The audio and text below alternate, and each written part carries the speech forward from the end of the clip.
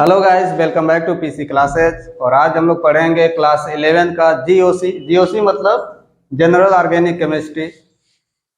और ये कंपटीशन के दृष्टि से बड़ा इंपॉर्टेंट है। हम कह सकते हैं कि ऑर्गेनिक केमिस्ट्री की रीड है, यानी एबीसीडी है। इसके बिना ऑर्गेनिक केमिस्ट्री का क्वेश्चन करना शायद मुश्किल है।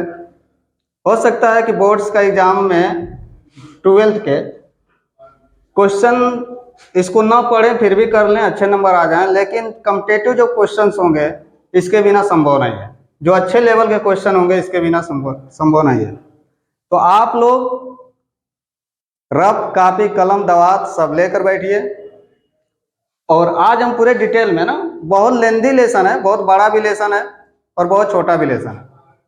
डिपेंड करता है कि कौन टीचर पढ़ा रहा है। कुछ टीचर इसको महीनों दिन लगा देते हैं, 2-3 महीने लगा देते हैं। कुछ टीचर्स इसको 10 से 15 दिन में खत्म कर देते हैं। तो मेरा जो टॉपिक होगा इस लेसन का, जीओसी का, है ना, उनसे छाटकर जो बेस्ट है उसको हर एक वीडियो में, जो इलेक्ट्रॉनिक इफेक्ट्स के बारे में हम पढ़ेंगे, जितने भी इफेक्ट्स हैं उसका हर एक वीडियो में एक एक इफेक्ट्स को हम लोग क्लियर करते चलेंगे। तो जीओसी का जो इंट्रोडक्शन था ये तो मालूम हो गया हमें। 11 में भी जीओसी है, 11 का ही टॉपिक है, लेकिन 12 में इसका बड़ा यूज है। 11 में भी हाइड्रोकार्बन्स पढ़ना है, उसमें जीओसी का यूज है। और 12 में तो ऑर्गेनिक केमिस्ट्री है ना। तो स्टार्ट करते हैं ऑर्गेनिक केमिस्ट्री। और इसका जो पहला टॉपिक्स होने वाला है आज का, इलेक्ट्रॉनिक इफेक्ट्स, है ना। कितने तरह के इलेक्ट्रॉनिक इफेक्ट्स, मतलब इलेक्ट्रॉन के कारण क्या इफेक्ट्स होते हैं वो हम लोग पढ़ेंगे। दूसरा चीज है इसकी स्पीसीज। दैट मीन्स रिएक्टेंट से अगर प्रोडक्ट बन रहा है तो ये डायरेक्ट नहीं बनता है, बीच में कुछ बनता है, उसी को स्पीसीज बोलेंगे। और उसके बारे में हम लोग देखेंगे क्या बीच में बन रहा है, फिर जाके प्रोडक्ट बनता है। लास्ट में ये जो रिएक्शन हुआ इसकी पूरी क्रियाविधि की किस प्रकार बना हुआ है। तो आइए स्टार्ट करते हैं इलेक्ट्रॉनिक इफेक्ट्स। और बेसिकली हम लोग देखेंगे कि इलेक्ट्रॉनिक इफेक्ट्स होते कितने प्रकार के, है ना। तो बेसिकली इलेक्ट्रॉनिक्स जो इफेक्ट्स होता है, मतलब इलेक्ट्रॉन के कारण जो प्रभाव होता है, इलेक्ट्रॉन के कारण जो प्रभाव होता है वो बेसिकली 4 टाइप्स के हम लोगों को पढ़ना है। पहला जो आज का टॉपिक भी होने वाला है, इसको हम लोग बोलते हैं inductive effect. Inductive effect.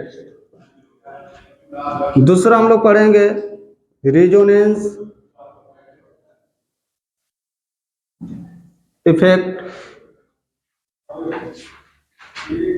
Resonance effect को लगभग हम लोग बोलते हैं मेसोमेरिक इफेक्ट। मेसोमेरिक इफेक्ट लगभग सेम होता है, एग्जैक्टली सेम नहीं होता है। ये चीज को ध्यान में रखिएगा। ये चीजें जो होती है लगभग सेम होती है ना, 90%, 95% बिल्कुल सेम टू सेम मिलेगा, लेकिन कुछ डिफरेंस होगा, वो दोनों पढ़ लेंगे हम लोग। इसके बाद होता है hyper conjugation effect, very important. Hyper conjugation effect, hyper conjugation effect. And last में एक छोटा सा है इलेक्ट्रोमेरिक इफेक्ट। इलेक्ट्रोमेरिक इफेक्ट, है ना। बेसिकली 4 ना, ऑर्गेनिक जीओसी में 4 तरह के इफेक्ट्स हम लोग बात करेंगे। इन चारों को डिटेल में बात किया जाएगा। और इन इफेक्ट से जितने तरह के क्वेश्चंस बनेंगे उन क्वेश्चन को भी हम लोग देखेंगे साथ साथ, है ना। इंडक्टिव इफेक्ट का यूज कहाँ होता है, रेजोनेंस का यूज कहाँ होता है ना, हाइपर कंजुगेशन का यूज कहाँ होता है, एप्लीकेशन क्या होते हैं, ये सब हम लोग क्वेश्चन बाय क्वेश्चन करते चलेंगे। तो चलिए स्टार्ट करते हैं आज का फर्स्ट टॉपिक, जिसका नाम है इंडक्टिव इफेक्ट।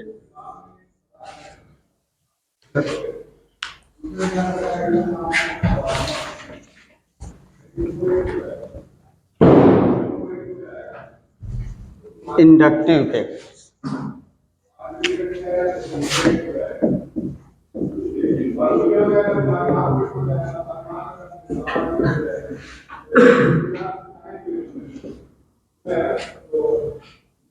इंडक्टिव इफेक्ट्स, है ना।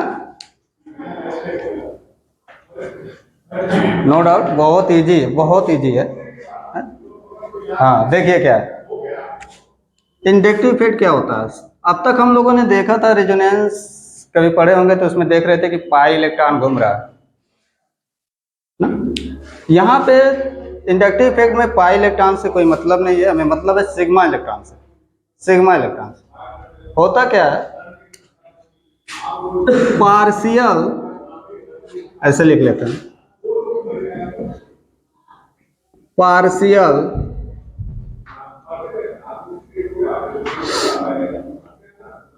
डिस्प्लेसमेंट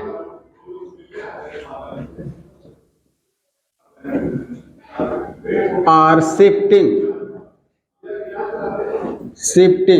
डिस्प्लेसमेंट का मतलब विस्थापित होना, शिफ्ट हो जाना, एक जगह से दूसरी जगह चले जाना। पार्शियल का मतलब क्या था, बहुत सूक्ष्म रूप से, आंशिक रूप से, क्या बोलते हैं इसको, आंशिक रूप से। हिंदी वालों भी, हिंदी लिख दे रहा हूं, आंशिक विस्थापन होता है, थोड़ा सा घिसक जाना, शिफ्ट हो जाना, अरे बस आंशिक रूप से। तो पार्शियल डिस्प्लेसमेंट और शिफ्टिंग ऑफ सिग्मा इलेक्ट्रॉन, किसका, सिग्मा इलेक्ट्रॉन का, मतलब सिंगल बॉन्ड वाला इलेक्ट्रॉन, टुवर्ड्स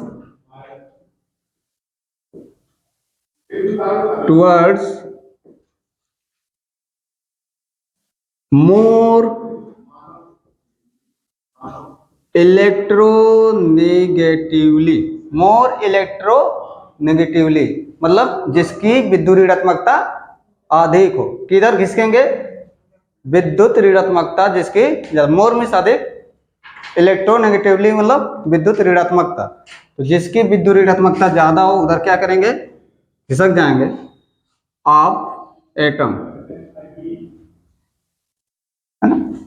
यही है इंडक्टिव इफेक्ट बोलते हैं इसको, क्या बोलते हैं इसको, inductive effect. More electronegative of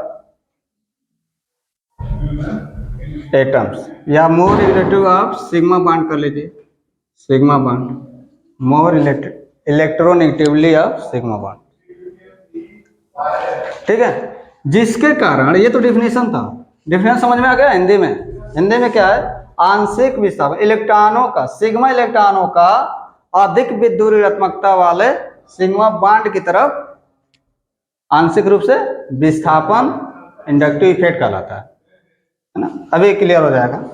दूसरी चीज, पार्शियल चार्ज, जब ये होता है, ये घटना घटती है, तो पार्शियल चार्ज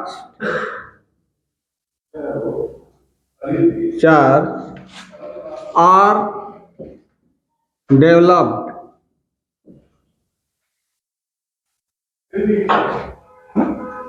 पार्शियल चार्ज क्या होता है, डेवलपमेंट, समझ रहे हो ना, बन जाता है, उत्पन्न हो जाता है। यहाँ विकसित नहीं है, पार्शियल चार्ज उस पर आ जाता है ना, डेवलप हो जाता है, पार्शियल चार्ज आ जाता है। कैसे आता होगा अभी हम लोग देखेंगे। अब ये क्या होता है, इंडक्टिव इफेक्ट जो होता है ना, ट्रेवल करता है, ट्रेवल में समझ रहे हो ना, ट्रेवल्स, हाँ टालता है, एंड डिक्रीजेज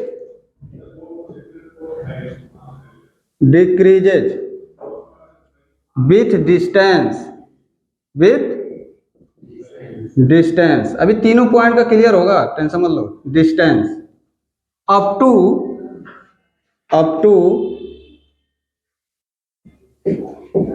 3 एटम्स, 3 एटम तक, या 3 बॉन्ड तक हम ये कर सकते हैं। ये क्या होगा, चेंज होगा ना। एग्जांपल देखते हैं, बोर मत होना।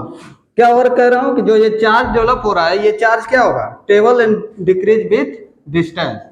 कौन, ये जो पार्शियल चार्ज है वो क्या होगा, एक तो घूमेगा, अरे बात समझ में, और दूसरी तरफ ये कम भी होता जाएगा। जैसे लेट करते हैं एग्जांपल में, जैसे मान लेते हैं हमारे पास C single bond C X है ना, क्या है, सी एक्स। एक्स क्या है यहाँ पे? जहां पे वेयर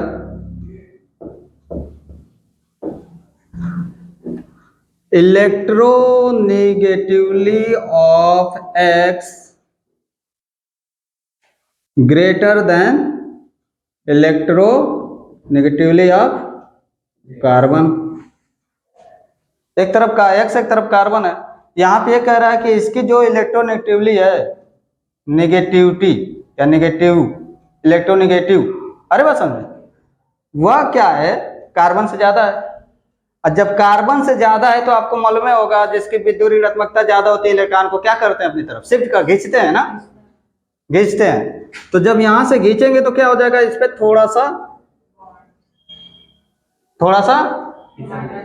आएगा माइनस, डेल्टा ना, डेल्टा से हम यूज कर रहे थे पहले। इस पे क्या हो जाएगा? थोड़ा सा प्लस। तो पार्शियल चार्ज यही डेवलप हो रहा है। पार्शियल चार्ज क्या हो रहा है? इसी के कारण डेवलप हो रहा है। देख रहे हो, जिसकी विद्युत ऋणात्मकता ज्यादा है, थोड़ा सा इलेक्ट्रॉन को खींचा तो जिस उस पे पार्शियल माइनस आ गया, इस पे पार्शियल प्लस आ गया। तो ये पार्शियल चार्ज आर डेवलप। यहां थोड़ा ध्यान में रखिएगा, पार्शियल डिस्प्लेसमेंट ऑफ शिफ्ट और शिफ्टिंग ऑफ सिग्मा इलेक्ट्रॉन। यहां थोड़ा सोचिए, ये जो बॉन्ड बना है सिग्मा इलेक्ट्रॉन है ना। अब यहां पे कोई जरूरी नहीं है कि जो शेयरिंग हुआ है वो बराबर का हुआ है। इंडक्टिव इफेक्ट वहां पे शो करता है जहां पे साझेदारी होता है, वह कैसा हो? असमान हो। असमान समझ रहे हो? दो भाई हैं, एक में गुस्सा आ जाएगा ना। अरे तो यहाँ पे जिसकी विद्युत ऋणात्मकता ज्यादा है वह थोड़ा साझेदारी बराबर नहीं हो रहा, असमान हो रहा है। इलेक्ट्रॉन को अपनी तरफ शिफ्ट कर लिया, शिफ्ट किया तो क्या हो गया? Delta minus. इस पे क्या हो गया? Delta plus. यही इंडक्टिव इफेक्ट है। अरे बात समझ। अब ये तीसरा जो पॉइंट मैंने लिखा हूं, थोड़ा ध्यान से देखना इसको। Travels and decreases with distance up to 3 atom. अगर मैं बात करूं इस एटम की, कार्बन की, तो कार्बन पे इस पे प्लस है तो इलेक्ट्रॉन को खींचेगा, खींचेगा तो थोड़ा सा इस पे भी तो आएगा ना प्लस। अरे बात समझ। और ये खींच रहा है इससे, इस पे थोड़ा सा ये खींचका, थोड़ा सा इसका भी इलेक्ट्रॉन खींचा। अरे बात समझ, डेल्टा प्लस। अरे खींच रहा है ना, वो खींच रहा, ये इससे खींचा, ये थोड़ा सा खींचेगा, ये थोड़ा सा, धीरे धीरे क्या हो रहा है? कम होता जा रहा है। ये तो लिखा हूं डिक्रीजेज। जैसे जैसे बढ़ेगा, 3 एटम के बाद ये मान लिया जाता है कि इंडक्टिव इफेक्ट वहां पे 0 खत्म हो गया। 3 तक मानते हैं हम लोग, क्लियर है? तो 3 एटम तक यही है, क्लियर हुआ? चलिए दूसरा एग्जांपल देखते हैं। CCCY। Y। अब यहां पे मैं लिख लिया कि Y electronegativity of Y smaller than इलेक्ट्रोनेगेटिवली of carbon. अब जरा सोचो इसको, इसका ज्यादा हो गया ना, कार्बन का ज्यादा हो गया ना, तो कार्बन अब इलेक्ट्रॉन को खींचेगा अपनी तरफ ना। तो इस पे क्या हो गया? Delta plus. इस पे क्या हो गया? डेल्टा। ये धीरे धीरे बढ़ता है, इधर तो एटम है ही नहीं है। अरे बस समझ में, एटम इधर है तो इस पे क्या हो जाएगा? डेल्टा प्लस माइनस ना, इस पे क्या हो जाएगा? Delta minus. अरे बात समझ। आप सोचिए, यहीं से कहानी स्टार्ट होती है। इसके आधार पे इंडक्टिव इफेक्ट 2 टाइप्स के होते हैं। ये जो ग्रुप आपको दिख रहे हैं, इस ग्रुप को हम लोग बोलते हैं इलेक्ट्रॉन विड्रॉइंग ग्रुप, इलेक्ट्रॉन को खींचने वाला समूह। ये इलेक्ट्रॉन को खींच रहा है ना इससे, और इसी को हम लोग बोलते हैं माइनस आई इफेक्ट। ध्यान में रखना, minus I effect. Minus I effect वह ग्रुप होता है जो इलेक्ट्रॉन को अपनी तरफ खींचे। बहुत यूज होने वाला है ऑर्गेनिक केमिस्ट्री में इसका। अब इसको हम लोग बोलते हैं इलेक्ट्रॉन डोनेटिंग ग्रुप। डोनेट करना, देना। अरे खींचा है तो दिया होगा तभी ना। अरे बस तो डोनेटिंग ग्रुप इसको हम लोग बोलते हैं प्लस आई। क्या बोलते हैं? मतलब हमें ये समझ में आ रहा है कि जो इलेक्ट्रॉन जिसकी विद्युत ऋणात्मकता ज्यादा है वो इलेक्ट्रॉन को खींचेगा, उसको बोलेंगे माइनस आई इफेक्ट। और जो इलेक्ट्रॉन देगा, ये इलेक्ट्रॉन क्या कर रहा है? खींच रहा है। ये इलेक्ट्रॉन क्या दे रहा है? तो देने वाला जो इलेक्ट्रॉन दे रहा है उसको हम लोग बोलेंगे प्लस आई इफेक्ट। ये दोनों इफेक्ट्स बड़ा इंपॉर्टेंट है। यानी हमें सीधा सीधा ये समझ में आ गया कि इंडक्टिव इफेक्ट टू टाइप्स के होते हैं, एक माइनस आई इफेक्ट, प्लस आई। ठीक है, माइनस आई इफेक्ट और प्लस आई इफेक्ट।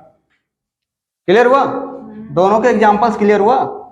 जो इलेक्ट्रॉन देने वाला है, जो इलेक्ट्रॉन देने वाला है उसको हम क्या बोलेंगे? प्लस आई। जो इलेक्ट्रॉन ग्रहण करने वाला है उसको हम लोग बोलेंगे माइनस आई। तो सीधा सा मतलब ये है, इधर लिख दे रहा हूं, सीधा सा मतलब ये है कि माइनस आई इफेक्ट्स को हम क्या बोलते हैं? इलेक्ट्रॉन बिड, है ना, खींचने वाला ग्रुप लिख देते हैं। खींचने वाला ग्रुप। अरे बात समझ? हाँ, इलेक्ट्रॉन विथ ड्रॉइंग ग्रुप। विड्रॉम करना समझो, विड्रॉम इज खींचना, विड्रॉइंग ग्रुप। अच्छा, और माइनस प्लस आई इफेक्ट को, इसको हम लोग क्या बोलते हैं? इलेक्ट्रॉन देने वाला ग्रुप। इलेक्ट्रॉन देने वाला ग्रुप, इसको बोलते हैं इलेक्ट्रॉन डिनोटिंग ग्रुप। डिनोट समझते हो? Denoting group. तो बेसिकली आज के बार में इंडक्टिव इफेक्ट में यही दो परिणाम है, प्लस आई माइनस आई, है ना। चलिए तो एक क्वेश्चन करते हैं, फिर माइनस और प्लस में देखते हैं इसका यूज कहां पे होगा, है ना। चलिए नोट कर लीजिए। हिंदी इंग्लिश में कोई दिक्कत नहीं ना है? बोल तो हिंदी रहा हूं।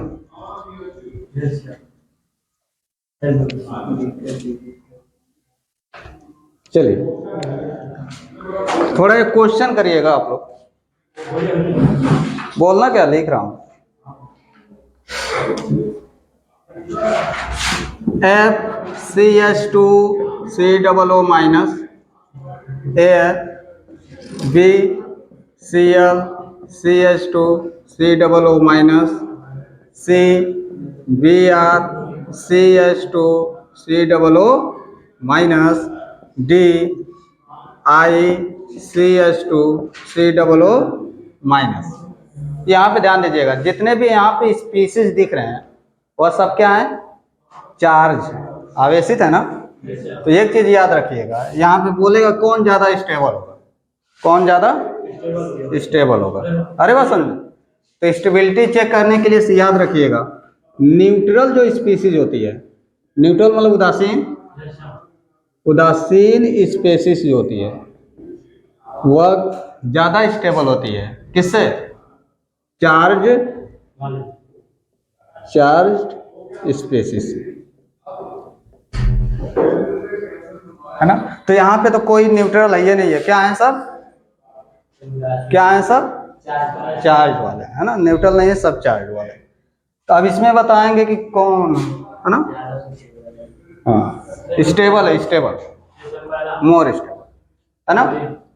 तो ऐसे क्वेश्चन को हम लोग क्या करेंगे, ध्यान देखिएगा। आपको मालूम है सब एसिड है ना, या स्टेबिलिटी। तो ये मान लेते हैं कि एसिड आपके पास है और यहाँ पे एसिड क्या देता है? H प्लस और A माइनस, H प्लस और A माइनस। चूंकि रिवर्सिबल रिएक्शन क्यों लगाया हूं, इसका मतलब समझ रहे हो? तो जो कार्बनिक एसिड होती है ना वो कम आयनित होती हैं। कार्बनिक जो एसिड होती हैं, कार्बनिक जो एसिड होती हैं वो क्या होती हैं? कम आयनित होती हैं। अरे बस समझ, इसीलिए कार्बनिक एसिड को दुर्बल एसिड भी कहा जाता है, वीक एसिड। हाइड्रोजन आयन कम देते हैं। अरे बस समझ। तब यहाँ पे ये चीज है, ये जितना ज्यादा स्टेबल होगा, ध्यान में रखिएगा, उतना ही ज्यादा वो एसिडिक होगा। ध्यान में रखना ये जितना ज्यादा स्टेबल होगा उसकी एसिडिटी उतनी ज्यादा हो जाएगी। आई बात समझ में? मतलब हम रिडायन देखेंगे, रिडायन कॉन्जुगेट बेस बोलते हैं इसको, अभी सब पढ़ना है 11th में, है ना। ये जितना ज्यादा स्टेबल होगा वह एसिड भी उतना ही ज्यादा स्टेबल होगी। आई बात समझ में? जरा सोचिए, यहाँ पे माइनस है, माइनस वाला ऐसा निकला है ना, यश तो निकल गया। अब इसमें सबसे ज्यादा स्टेबल कौन है? इसमें सबसे ज्यादा स्टेबल कौन है? ये तो सेम है, ये भी सेम है, ये पार्ट सेम है, बस इसी से अंतर आ रहा है ना। क्लियर है? केवल हाइड्रोजन्स में डिफरेंस है ना, बाकी पार्ट तो सेम है ना। अब इसमें आपको देखना है कि किसकी विद्युत ऋणात्मकता ज्यादा है, वही ना खींचेगा इलेक्ट्रॉन को। यहाँ पे ऑलरेडी माइनस इलेक्ट्रॉन ज्यादा है ना, तो ये तेज फ्लोरीन की सबसे ज्यादा है, आपको मालूम है। अरे बात समझे? तो सबसे ज्यादा स्टेबल, उसके बाद सी। अरे बात समझ में आ रहा है? क्यों? क्योंकि इसकी विद्युत ऋणात्मकता कम है, ये इसको खींच ही नहीं पाएगा, इलेक्ट्रॉन को कम खींचेगा, तो जो कम खींचेगा और ये इलेक्ट्रॉन को ज्यादा खींचेगा, तो जो ज्यादा खींचेगा और स्टेबिलिटी उसी की बढ़ेगी ना, स्टेबल है ना ये। अरे यार सोचो, बोझा रख दियो कपारे पे, है ना, अब बोझा रख दियो, ये बहुत ज्यादा हेल्प करता है, ये अब ज्यादा ना। अब ये बताओ, ये उसको ज्यादा, मतलब ये चार्ज जो माइनस है बोझा ही तो है, इसके ऊपर क्या है, एक तरह का भार है, इस भार को ये तेजी से खींच रहा है, तो ये बेचारा थोड़ा सा रिलैक्स होगा, स्टेबल होगा। ये थोड़ा थोड़ा कम खींचेंगे इसके अपेक्षा, तो ये थोड़ा थोड़ा उससे कम स्टेबल होंगे। अरे बात समझ, तो स्टेबिलिटी ऑर्डर क्या हो जाएगा? स्टेबिलिटी ऑर्डर क्या होगा बोलो? A greater than B, greater than C, greater than D.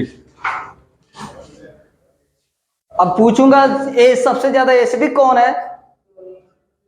Very, जो ज्यादा स्टेबल हो, ज्यादा एसिड, ये भी बता। ज्यादा स्टेबल है वही ना अपना हाइड्रोजन देगा, जो अनस्टेबल है वो कहां से देगा? वो तो तोड़ना ही नहीं चाहेगा बांड को। अरे बात समझ, जो ज्यादा स्टेबल है वही अपना हाइड्रोजन देगा, तो जो ज्यादा, जितना ज्यादा स्टेबल होगा उतना ज्यादा एसिडिक होगा। ठीक है, क्लियर हुआ? चलिए तो स्टार्ट करते हैं। प्लस और माइनस आई और प्लस आई इफेक्ट्स, है ना। अब यहाँ पे ध्यान दीजिएगा, ये सब क्या है? माइनस आई इफेक्ट्स है। क्या है? खींच रहे हैं ना इलेक्ट्रॉन को, इलेक्ट्रॉन क्या कर रहे हैं? खींच रहे हैं, माइनस आई इफेक्ट, है ना। हेड लिखिएगा माइनस आई इफेक्ट्स।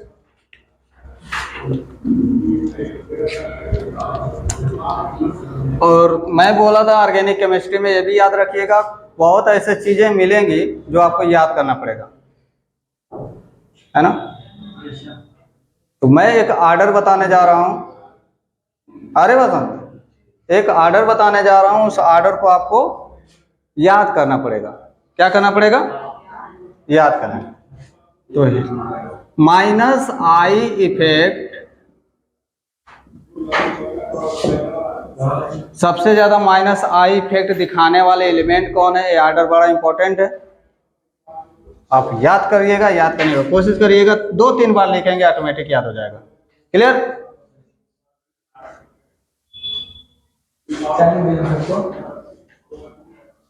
क्लियर हुआ? चलिए, तो सबसे पहला जो सबसे ज्यादा इलेक्ट्रॉन को खींचने वाला ग्रुप है, उस ग्रुप को हम लोग बोलते हैं NF3 प्लस। समझ में आ रही बात?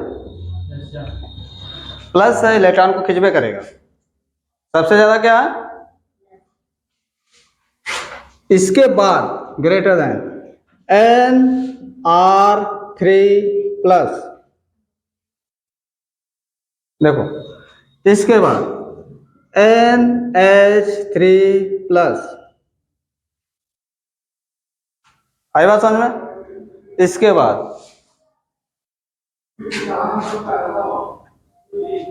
NO2।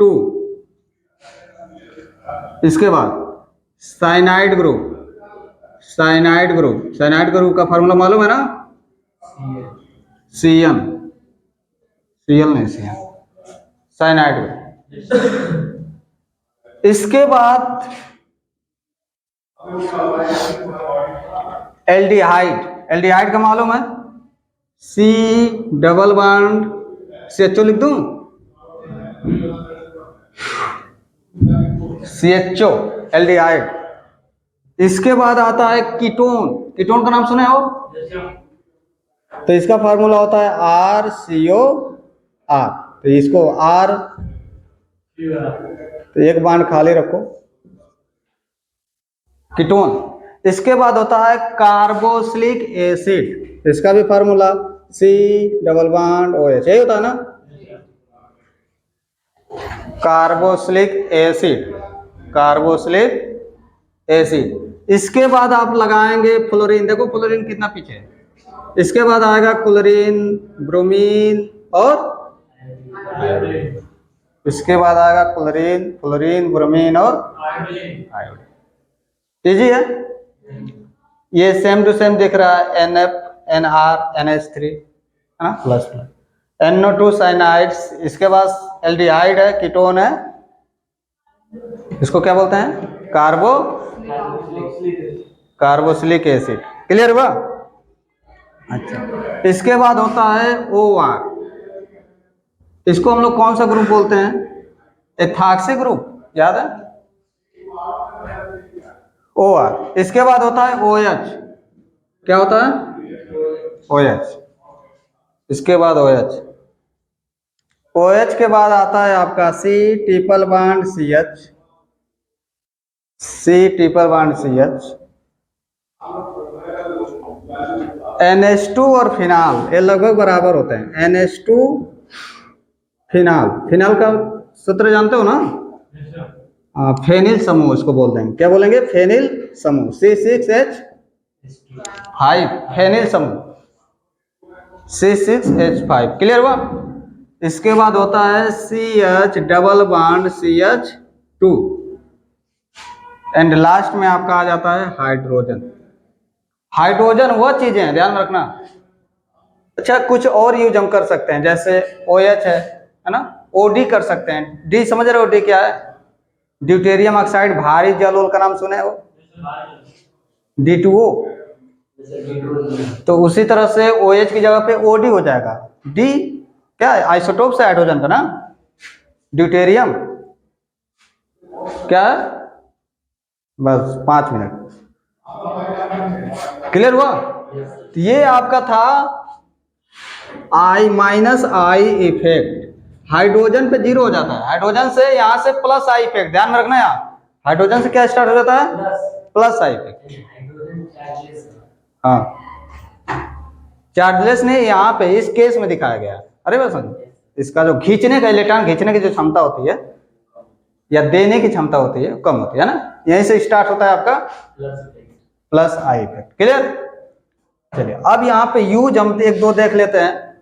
यूज क्या है ना, इफेक्ट, इंडक्टिव इफेक्ट का यूज कहाँ पे हो रहा है?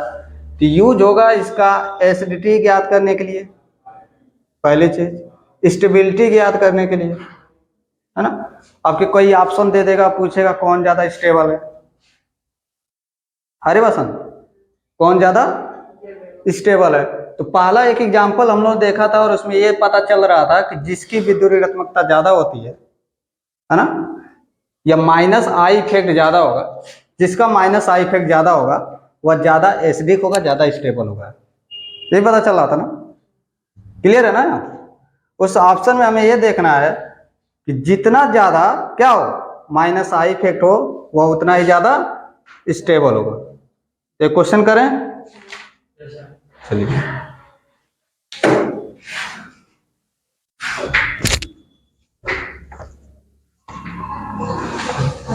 चलिए क्वेश्चन करते हैं।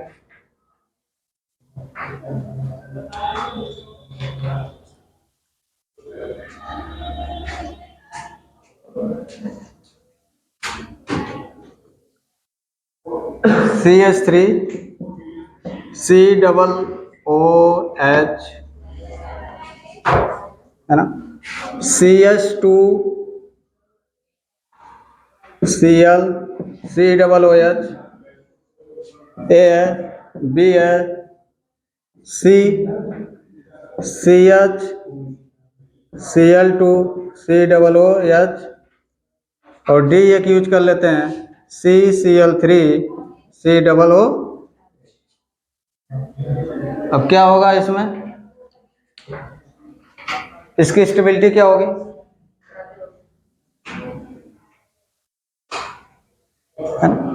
कौन प्रबल एसिड है, CH3। क्यों, क्योंकि ये ज्यादा स्टेबल है। कैसे मालूम, अधिक इलेक्ट्रॉन आकर्षित करेगा।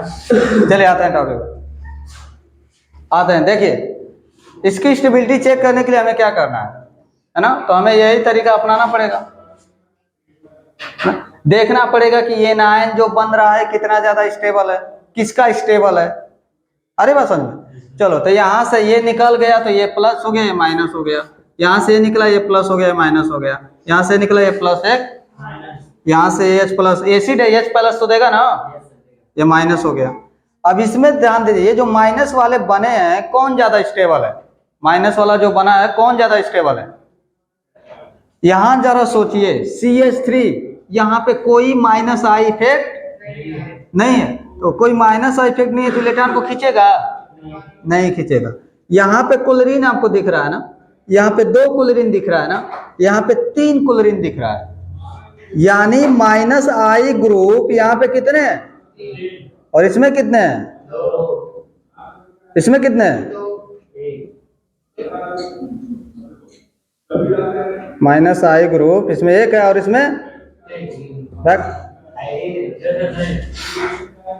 अब ज्यादा सोचो कौन, ये तो खींच ही नहीं पाएगा ना, अनस्टेबल हो गया ना, बोझा रखा हुआ है, कोई उसका सहायता करने वाला नहीं है।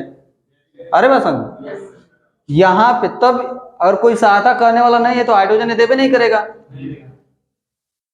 अरे बस यहाँ पे ये किसके पास है, ये इलेक्ट्रॉन को थोड़ा सा खींचेगा, यहाँ पे 2 है, यहाँ पे 3 है, तो बताओ यहाँ पे माइनस इफेक्ट आई इफेक्ट ज्यादा, इलेक्ट्रॉन को ज्यादा खींचेंगे, जितना ज्यादा खींचेंगे इलेक्ट्रॉन को इतना ज्यादा स्टेबल होगा, स्टेबल होगा तो क्या हो गया, ये ज्यादा एसिडिक हो गया, सबसे ज्यादा स्टेबल ये हुआ ना, तो ऑप्शन में हो जाएगा D C B। लिखने के लिए लिख सकते हो, क्या लिखोगे, more minus I group is more stable,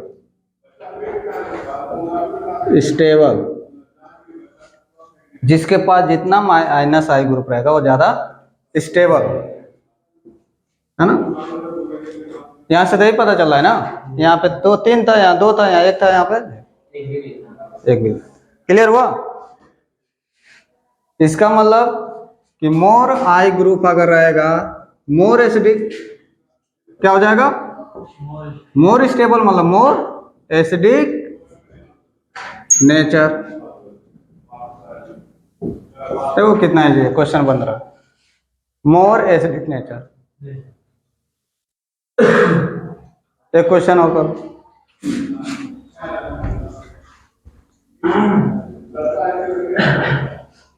use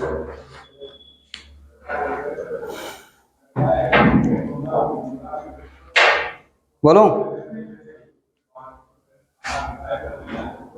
चलो बता सकते हो तुम लोग, CH3 COOH, CH2 Cl, ध्यान में रखना, CH2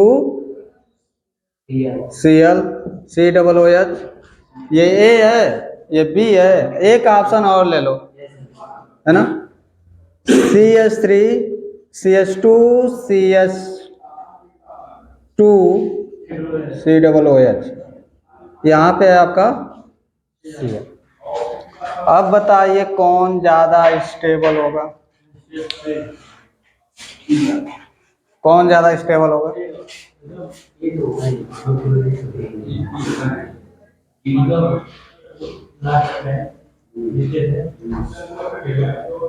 चलिए देखिए यहाँ पे सबसे ज्यादा स्टेबल आपका होगा बी, उसके बाद सी, उसके बाद। ऐसा क्यों हुआ सोचिए, ये जो माइनस आई ग्रुप जुड़ा है इस कार्बन से जुड़ा है, अरे बात समझ में, और माइनस यहाँ पे है, तो पहले ये खींचेगा तब ना यहाँ पे आएगा, ये इससे खींचेगा तो ये इससे खींचेगा तब ना ये इससे खींचेगा। तो मैं बोला था कि अगर जैसे जैसे डिस्टेंस बढ़ेगा वैसे वैसे वो डिक्रीज हो जाएंगे, तो कम खींचेगा ना, और ये डायरेक्ट जुड़ा हुआ है, अरे बात समझ, ये डायरेक्ट खींचेगा इससे, क्लियर? तो क्या हो जाएगा आपका stability C B C and A, B C and A, clear हुआ?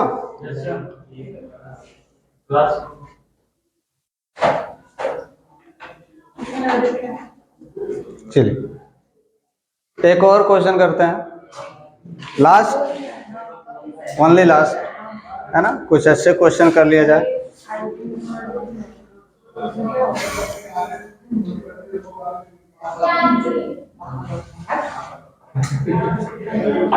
कुछ अच्छे क्वेश्चन कर लिया जाए।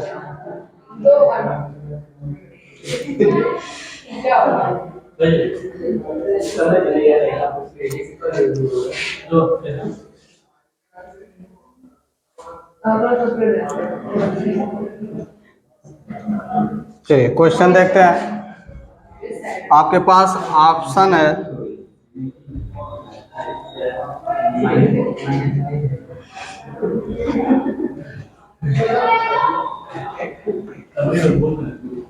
याद रखिएगा, मोर एसिडिक नेचर, जितना ज्यादा आई ग्रुप रहेगा उतना ज्यादा स्टेबल होगा, उतना ज्यादा एसिडिक नेचर होगा। सेम चीज है, स्टेबिलिटी पूछ सकता है या एसिडिक नेचर पूछ सकता है, क्लियर है? चलिए क्वेश्चन करिए।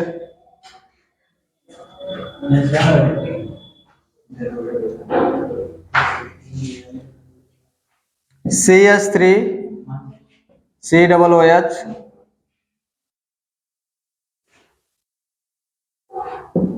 CH3 CH2 COOH CH3 CH3 CH3 COOH, ये A है, B है, which is more stable या which is more acidic nature, A, B और C?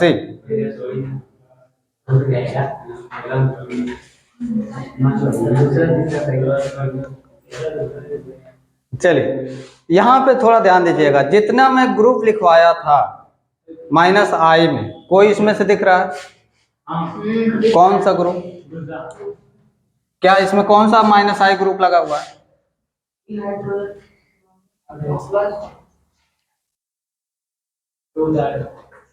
ये पोर्शन सेम है ना, चेंज तो इसी में करना ना, इसमें कहीं माइनस आई ग्रुप तो ये नहीं है, क्लियर है? इसको हम लोग बोलते हैं प्लस आई ग्रुप, यही पढ़ना है, क्या बोलते हैं? प्लस आई ग्रुप। जिसका जितना ज्यादा प्लस आई ग्रुप रहेगा वह इतना ही ज्यादा बेसिक नेचर होगा। बेसिक क्या होगा? Basic nature. अब यहाँ पे जो ग्रुप, ये भी देखो, ये भी प्लस आई है, ये भी प्लस आई है, ये भी प्लस आई है, ये भी प्लस आई है, ये भी प्लस है। अब जरा सोचो यहाँ पे क्या होगा, यहाँ से प्लस निकल गया, इस पे माइनस हो गया, यहाँ से प्लस निकला, इसमें माइनस हो गया, यहाँ से प्लस निकला, इस पे माइनस। यहाँ खुद बेचारे के पास माइनस लगा हुआ है, और ये सब जो ग्रुप इसके पास लगा हुआ है वह खुद देने वाले है ना, कर्ज को और कर्जदार बना दो। ये तो खुद माइनस लग रहा है ना, इसके पास खुद इलेक्ट्रॉन ज्यादा हैं, और इसके पास जो ग्रुप है वो कौन सा है? देने वाला, खुद और उसको कर्ज बनाओ, है ना। तब ऐसे स्थिति में मैं बोला क्या हूं, जितना है ना I effect, plus I effect कल बताऊंगा सेकेंड वीडियो में। प्लस आई इफेक्ट जितना ज्यादा रहेगा वह उतना ही ज्यादा बेसिक नेचर हो जाएगा। अब माइनस आई इफेक्ट जितना ज्यादा रहेगा उतना ज्यादा एसिडिक नेचर होगा। अरे बात समझ में? चलिए, तो अब इसमें हम लोग एसिडिक नेचर की बात कर रहे हैं। एसिडिक नेचर सबसे ज्यादा किसका होगा? एसिडिक नेचर ऑर्डर है ना, एसिडिक एक्चुअली तो है सब बेसिक, लेकिन एसिडिक नेचर आज ना, एसिडिक नेचर ऑर्डर लिख रहे हैं हम लोग, है ना। एक्चुअली क्या है, सबसे ज्यादा एसिडिक क्या होगा? A greater than B greater than. समझ में आया क्या आज क्वेश्चन आया? मतलब एक्चुअली क्या है, ये सब बेसिक है। क्या है? अच्छा, ये जा बेसिक ऑर्डर में लिखता तब क्या होता? बेसिक ऑर्डर लिखता तब क्या लिखता? जिसके पास जितना आई प्लस आई ग्रुप उतना ज्यादा बेसिक। तो बेसिक का उल्टा एसिडिक क्या होगा ना, तो सी बी।